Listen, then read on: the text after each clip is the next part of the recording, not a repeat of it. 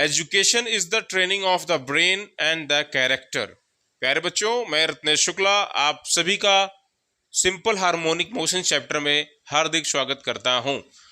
आज हम लोग सिंपल हार्मोनिक चैप्टर के लिए लीनियर सिंपल हार्मोनिक मोशन के इक्वेशंस का डेरिवेशन करेंगे with the help of the uniform circular motion. By the way, simple harmonic motion is a motion in which the particle moves along a straight line about its mean position. It is just like a to and fro motion. अगर कोई particle किसी mean position के about इधर उधर motion करता है तो particle की जो मोशन होती है वो सिंपल हार्मोनिक मोशन होती है।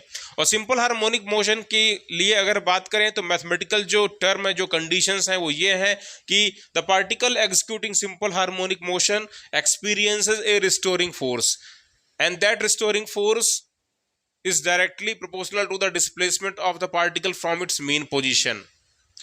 Also, the acceleration developed in the particle is directly proportional to the displacement and is oppositely directed. ये बातों को आप जानते हैं। तो हम सिंपल हार्मोनिक मोशन के लिए डिस्प्लेसमेंट, वेलोसिटी, एक्सेलरेशन के लिए जो भी इक्वेशंस हैं उन सभी का मैथमेटिकल डेरिवेशन करने जा रहे हैं with the help of the motion of the projection of a particle executing uniform circular motion। किसी सर्कल पर कोई पार्टिकल यूनिफॉर्म मोशन करता हुआ आपको दिखाई दे रहा है। हम आपको दिखाने वाले हैं कि इस पार्टिकल का जो प्रोजेक्शन होगा उसके किसी भी डायमीटर पर वो एक सिंपल हार्मोनिक मोशन एग्जीक्यूट कर रहा होगा। देखो ध्यान से, हमारे पास में एक सर्कल है और इस सर्कल पर कोई पार्टिकल है जो पार्टिकल यूनिफॉर्मली मूव कर रहा है। मान लो कि पार्टिकल की इनिशियल पोजीशन ए है, ये एक्स एक्सिस है। मान लीजिए कि इसकी जो लाइन ऑफ ये जो पोजीशन है ओ ए, ये इनिशियली फाई एंगल बना रही है। मतलब पार्टिकल ए की जो इनिशियल जो फेज है वो क्या है, फाई है। अब आप देखो, जैसे जैसे पार्टिकल मूव करेगा सर्कल पर तो पार्टिकल का जो प्रोजेक्शन होगा वो कैसा मोशन करेगा। देखो ये इसका प्रोजेक्शन रहा, पार्टिकल ए का प्रोजेक्शन ये रहा। जब पार्टिकल इनिशियली पॉइंट इस पॉइंट पर रहा होगा एक्स एक्सिस पर तो इसका प्रोजेक्शन ओरिजिन ऊपर रहा होगा। जैसे जैसे पार्टिकल ऊपर जाएगा तो इसका प्रोजेक्शन भी ऊपर की तरफ यानी कि वाई एक्सिस के अलोंग चलेगा। पार्टिकल तो सर्कल पर चल रहा है मगर पार्टिकल का जो प्रोजेक्शन है वो वाई एक्सिस के अलोंग ऊपर की तरफ जा रहा है।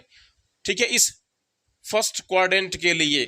अब जैसे ही पार्टिकल यहां पहुंचेगा तो इसका प्रोजेक्शन फिर से अब नीचे की तरफ आना स्टार्ट करेगा वाई एक्सिस पर। फिर जैसे जैसे पार्टिकल घूमते घूमते इनिशियल पोजीशन के अपोजिट पॉइंट पर पहुंचेगा, डायमेट्रिकली अपोजिट पॉइंट पर, तो उसका प्रोजेक्शन फिर से ओरिजिन पर आ जाएगा। फिर जैसे जैसे पार्टिकल और नीचे की तरफ आएगा सर्कल में तो उसका प्रोजेक्शन अब इस बार नीचे की तरफ वाई एक्सिस के अलोंग आना स्टार्ट करेगा। तो पार्टिकल तो सर्कुलर मोशन करेगा मगर पार्टिकल का जो प्रोजेक्शन है वो वाई एक्सिस पर ही क्या कर रहा है, वो एक सिंपल हार्मोनिक मोशन को एग्जीक्यूट करता हुआ दिखाई दे रहा है, टू एंड फ्रो मोशन करेगा। चलो मान लेते हैं कि पार्टिकल की इनिशियल पोजीशन पॉइंट ए पर है। आप देख रहे हैं फेज एंगल फाई है। कुछ टाइम टी के बाद में पार्टिकल पॉइंट ए से मान लो घूमते घूमते यहां से मूव करते करते मान लो कि किसी पॉइंट पी पर रीच कर गया। ये इसकी नई पोजीशन है पॉइंट पी। ठीक है भाई, पार्टिकल जो है पॉइंट ए से रीच कर गया पॉइंट पी पर, टाइम लगाया इसने टी, और ये इस पॉइंट पी पर जो इसकी वेलोसिटी है जो कि यूनिफॉर्म है मान लेते हैं वी है। इसका हम लेने वाले हैं प्रोजेक्शन। देखिए ध्यान से, पॉइंट पी का हम लेने वाले हैं प्रोजेक्शन। हमने पॉइंट पी से क्या किया, ड्रॉ किया परपेंडिकुलर वाई एक्सिस पर। मान लो ये प्रोजेक्शन है पॉइंट एम। किसी पॉइंट का प्रोजेक्शन पॉइंट ही होता है। प्रोजेक्शन का मतलब क्या होता है, इमेज। मतलब पॉइंट पी की जो इमेज यहां बन रही है वो एम है। आप देख लें कि पॉइंट ए से पी तक जो पार्टिकल है, मान लीजिए कि ये कुछ एंगल घूम गया है, ये जो है वो लगभग मान लेते हैं थीटा एंगल रोटेट हो गया है। पार्टिकल पॉइंट ए से पी तक चला गया है और इसने थीटा एंगल सबटेंड किया है उस दौरान। तब अगर हम पॉइंट एम की पोजीशन को निकालना चाहें तो कैसे फाइंड करेंगे, इसे कैसे हम लोग डिटरमाइन करेंगे। हमें यहाँ पे थोड़ी सी ट्रिग्नोमेट्री लगाने की जरूरत है। जो पॉइंट एम है इसकी पोजीशन मान लीजिए कि वाई है, क्योंकि वाई एक्सिस के अलोंग है तो हमने पॉइंट ओ से, ओरिजिन ओ से पॉइंट एम की जो डिस्टेंस है उसको वाई एज्यूम कर लिया है। हमें ये डिस्टेंस फाइंड आउट करनी है। कैसे फाइंड करेंगे, जरा ध्यान से देखिए। ये जो डिस्टेंस है इस डिस्टेंस को हम निकाल सकते हैं। एक काम कर लीजिए, पॉइंट पी से आप एक ड्रॉ कर लीजिए perpendicular on the x axis. मैंने यहीं से एक ड्रॉ किया परपेंडिकुलर एक्स एक्सिस पर, देख रहे हैं आप लोग। चलिए मान लेते हैं कि ये हमारे जो पॉइंट जो एक्स एक्सिस पर है, ये पॉइंट मान लीजिए एन है। तो बेटा देखो ध्यान से, ये जो एमपी लाइन है ये ओ एन के ठीक पैरेलल में है। इसका मतलब है जो डिस्टेंस ये वाई है ओ एम, ये डिस्टेंस पी एन के ही इक्वल होगी। तो आप एक काम कर लीजिए, आप इस ट्रायंगल को लीजिए, ये वाला ट्रायंगल जो आपको दिखाई दे रहा है, कंप्लीट ट्रायंगल को आप लीजिए। यहां लिखने जा रहा हूं मैं, in the right angle triangle O P N, in right angle triangle O P N. अगर हम बात करें प्यारे बच्चों, अगर हम यहां लगाएं sine of this angle that is theta plus phi, sine of theta plus phi, तो बताएं क्या मिलेगा हमें। Sine of theta plus phi means perpendicular upon hypotenuse, that is the P N upon O P. प्यारे बच्चों मान लीजिए कि जो सर्कल की जो रेडियस है ये मान लीजिए कि ए है, जो कि इसका एम्पलीट्यूड होगा। भाई पार्टिकल जो प्रोजेक्शन है ये मैक्सिमम कितना डिस्प्लेस होगा ओरिजिन से, तो बोलेंगे ये अपनी रेडियस के बराबर में ही डिस्प्लेस हो सकता है किसी टाइम पर। तो मान लेते हैं कि इसकी रेडियस वो ए है। अब चूंकि मैंने यहाँ पर कैपिटल ए यूज कर लिया है तो मैं इसको स्मॉल ए मान लेता हूं। मैंने मान लिया है कि सर्कल की जो रेडियस है वो स्मॉल ए है। तो आप बताएं जरा यहां से sine of theta plus phi की वैल्यू क्या मिली। Sine of theta plus phi की वैल्यू आपको मिल रही है P N upon OP. P N क्या है, पार्टिकल के प्रोजेक्शन का डिस्प्लेसमेंट है, वाई अपॉन ओपी क्या है, तो ओपी है रेडियस ए। हम कह सकते हैं यहां से displacement of the projection Y equals A sine of theta plus phi. अब अगर मान लें if particle is moving with angular speed omega, then आप क्या इस एंगल थीटा को फाइंड कर सकते हैं। बोलिए, इस थीटा को फाइंड कर सकते हैं क्या। थीटा क्या है, एंगुलर डिस्प्लेसमेंट है, और angular displacement equals angular speed into time, है ना। आपने रोटेशनल मोशन में पढ़ा होगा कि एंगुलर स्पीड क्या होती है, तो एंगुलर डिस्प्लेसमेंट अपॉन टाइम, यानी कि हम लोग थीटा के प्लेस पर क्या रख सकते हैं बताइए, ओमेगा टी। तो एक काम कीजिए, आप इस थीटा को रिप्लेस यहां से कर दीजिए, थीटा इक्वल्स ओमेगा टी रख दीजिए। तो जैसे ही आप थीटा इक्वल्स ओमेगा टी रखेंगे तो आपको डिस्प्लेसमेंट इक्वेशन मिल जाएगा, y equals A sine of omega T plus phi.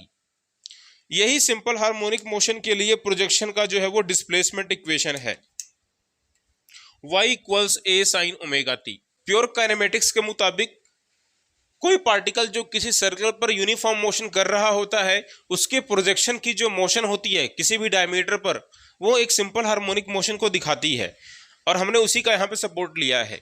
तो सिंपल हार्मोनिक मोशन की अगर हम प्योर काइनेमेटिक डेफिनेशन लिखें तो कैसे लिखेंगे, the motion of the projection of a particle performing the uniform circular motion is known as the simple harmonic motion. सीधी सी बात है, अगर कोई पार्टिकल किसी सर्कल पर यूनिफॉर्म मोशन करेगा तो उसका जो प्रोजेक्शन होगा किसी भी डायमीटर पर, वो एक जो है वो सिंपल हार्मोनिक मोशन को एग्जीक्यूट करेगा। सिंपल हार्मोनिक मोशन के लिए प्रोजेक्शन का जो डिस्प्लेसमेंट इक्वेशन है वो ये है, y equals A sine of omega T plus phi. इसको जरा समझिए, sine of omega T plus phi की मैक्स वैल्यू कितनी हो सकती है, 1, क्योंकि साइन थीटा की मैक्स वैल्यू 1 ही होती है ना। साइन की वैल्यू हमेशा +1 से -1 के बीच में रिवॉल्व करती है। इसका मतलब y की जो मैक्सिमम वैल्यू है वो स्मॉल a के बराबर में होगी, that is the radius of the circle. तो सिंपल हार्मोनिक मोशन में जो डिस्प्लेसमेंट होता है वो 0 से लेकर के मैक्सिमम हो सकता है, और जो मैक्सिमम डिस्प्लेसमेंट होता है पार्टिकल का उसे कहते हैं एम्पलीट्यूड। क्या बोलते हैं, एम्पलीट्यूड। तो इस तरीके से ये इसका डिस्प्लेसमेंट इक्वेशन रहा। अब हम दूसरा इक्वेशन देखने चल रहे हैं। याद रखेंगे यहां पर जो ओमेगा टी प्लस फाई लिखा हुआ इसे कहते हैं फेज एंगल। y इक्वल्स ए साइन ओमेगा टी, ये सिंपल हार्मोनिक मोशन के लिए डिस्प्लेसमेंट इक्वेशन था। मैंने बताया भी आपको, एक बार मैं दोबारा यहां पे लिखता हूं, displacement equation,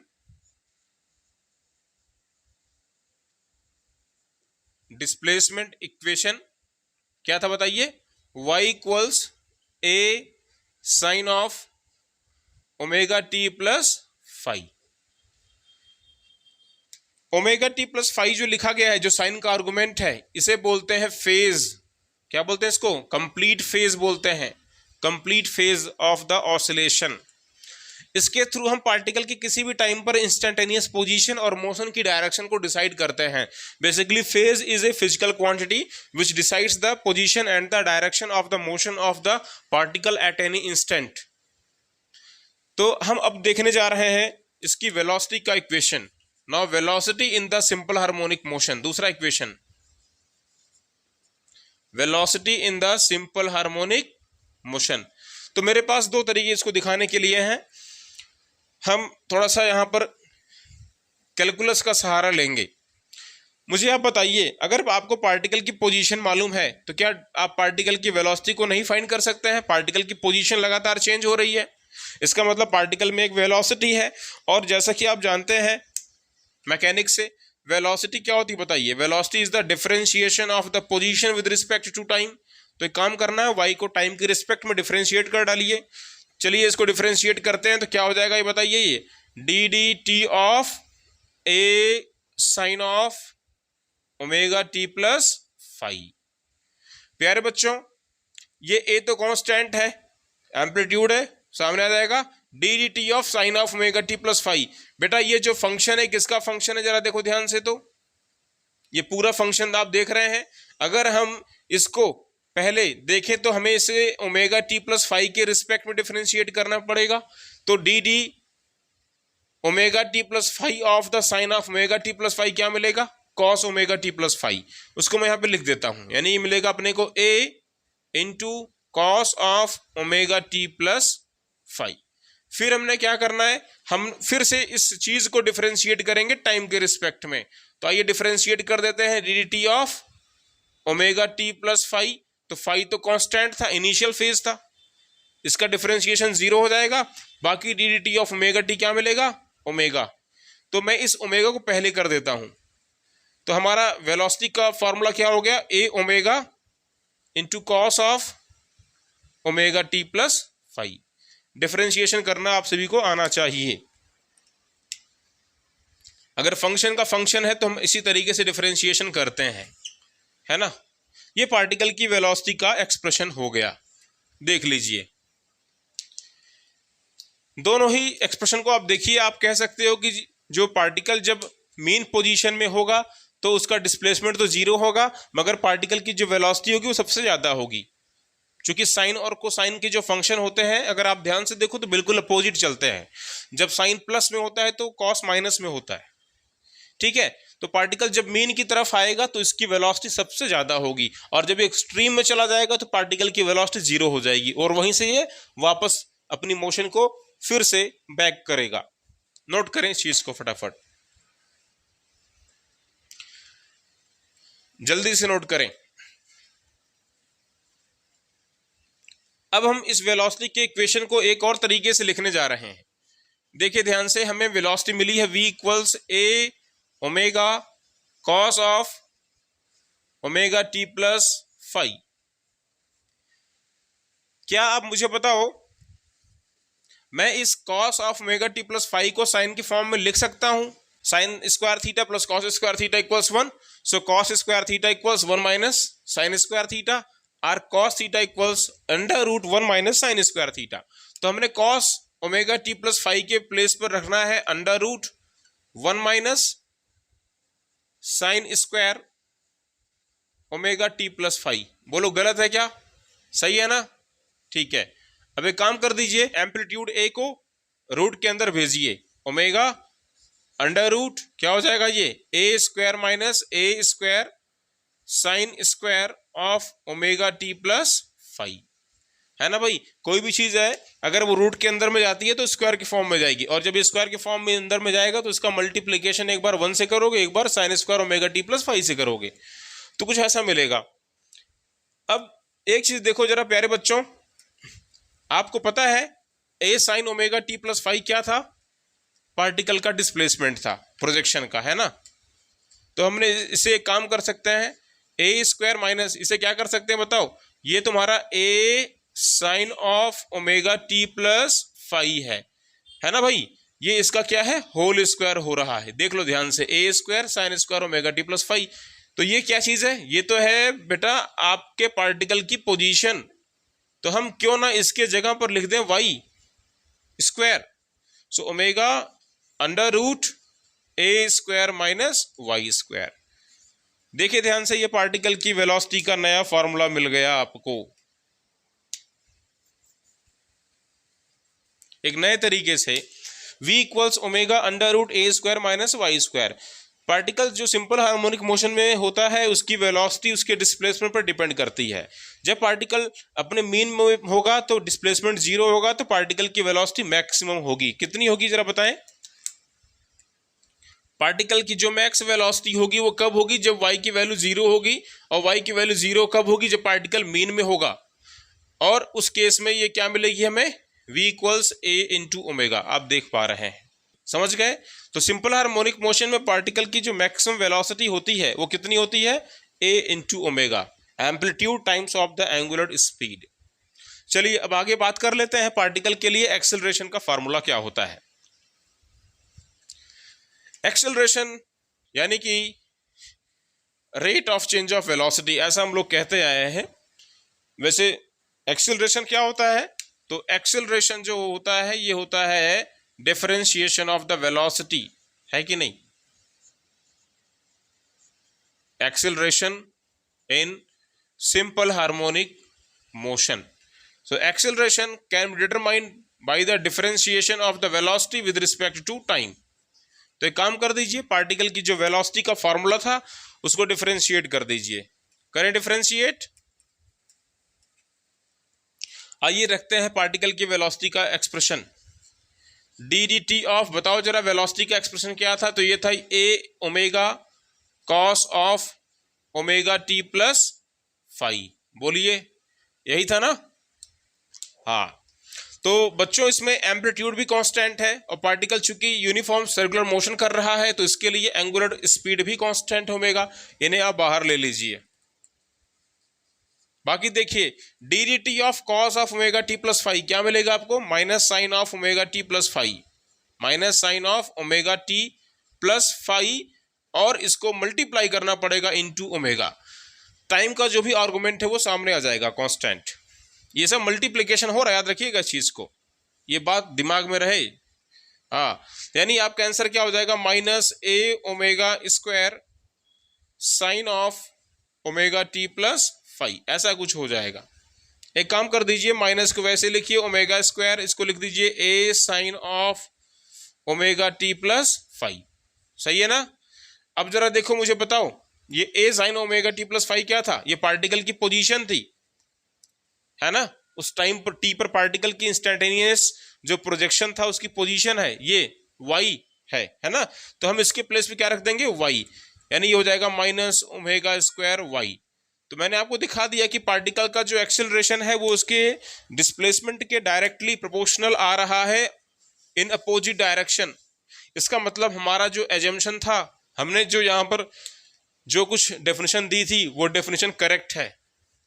simple harmonic motion की जो डेफिनेशन मैंने आपको बताई, pure kinematic definition, that is the motion of the projection of the particle executing uniform circular motion, correct है। A equals minus omega square Y. Acceleration is directly proportional to displacement but oppositely directed. समझ गए आप लोग? Note करें इस चीज को फटाफट। चलिए और आगे बढ़ते हैं, और आगे बढ़ते हैं फटाफट। अब देखिए, आपका एक्सेलरेशन आपको मिल चुका है। यहां जरा देखिए, पार्टिकल जो सिंपल हार्मोनिक मोशन एग्जीक्यूट कर रहा है तो ये बार बार अपनी पोजीशन को रिपीट कर रहा है। तो ये एक पीरियोडिक मोशन भी है। पीरियोडिक मोशन का मतलब एक ऐसी मोशन जिसमें पार्टिकल बार बार अपनी पोजीशन को रिपीट करे एक डेफिनेट इंटरवल ऑफ टाइम के बाद। तो उसका हम टाइम पीरियड निकालने जा रहे हैं। एक फॉर्मूला देने जा रहा हूं, इंपॉर्टेंट फॉर्मूला है time period in simple harmonic motion. Time period in simple harmonic motion. बच्चों जरा ध्यान से देखिएगा, आप मुझे यहां से बताओ ये क्या मिल रहा है आपको, a equals minus omega square Y. अगर हम माइनस साइन को हम निग्लेक्ट कर दें, हमें बस केवल इसकी वैल्यू से मतलब हो, तो हम क्या लिखेंगे, omega square equals a by Y, यही तो लिखेंगे। यानी ओमेगा की वैल्यू क्या होगी, under root a by Y. बात समझ में आ रही है। Angular speed in the simple harmonic motion equals under root acceleration upon displacement. अगर हमें देना है टाइम पीरियड, तो बच्चों टाइम पीरियड क्या होता है, टाइम पीरियड जो होता है, time period t equals 2 pi by omega. बोलो फॉर्मूला होता नहीं होता, जितने टाइम में ये पार्टिकल सर्कुलर मोशन एग्जीक्यूट करेगा उतने ही टाइम में ये पार्टिकल अपनी सिंपल हार्मोनिक मोशन को कंप्लीट कर लेगा। तो जो टाइमिंग सर्कुलर मोशन में लगेगा 1, वही इसका टाइम पीरियड होगा। और time period in the circular motion is given by t equals 2 pi by omega. तो एक काम कर दीजिए, आप इसको लाइए, इसमें रख दीजिए ओमेगा की वैल्यू को, तो 2 पाई अंडर रूट क्या हो जाएगा, ये y बाई a, यानी कि 2 pi under root displacement upon acceleration. यही है सिंपल हार्मोनिक मोशन के लिए टाइम पीरियड की कंडीशन। सिंपल हार्मोनिक मोशन में जब भी आपको टाइम पीरियड देना होगा तो यही आप करोगे, 2 pi under root displacement upon acceleration. याद रखेंगे इस बात को, नोट कर लें, जनरल फॉर्मूला है टाइम पीरियड के लिए। तो बच्चों इतना ही करते हैं आज के इस लेक्चर में, और अब हम इसके एप्लीकेशंस को समझेंगे। ठीक है, आने वाले लेक्चर्स में हम इसके एप्लीकेशंस को समझेंगे। सिंपल हार्मोनिक मोशन के कई सारे एप्लीकेशंस हैं जो कि काफ़ी इंपॉर्टेंट है, और फिर एप्लीकेशन के बाद में हम PYQs को भी सॉल्व करेंगे जो कि IIT JEE मेंस और नीट में पूछे गए हैं। Thank you.